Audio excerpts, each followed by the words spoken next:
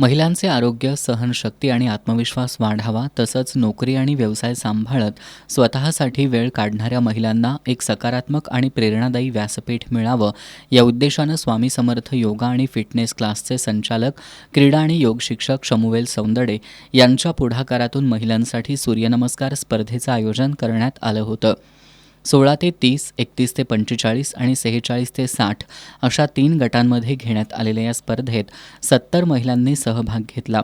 शांता शेट्टी, प्रियांका जाधव आणि दीपाली नंदा यांनी या स्पर्धेसाठी पंच म्हणून काम पाहिलं.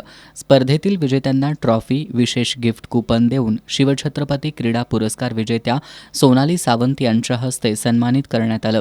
स्पर्धेत सर्वाधिक 411 सूर्यनमस्कार पूर्ण करणाऱ्या सुरेखा कोळी यांना सूर्यनमस्कार क्वीन या विशेष किताबानं सन्मानित करण्यात आलं.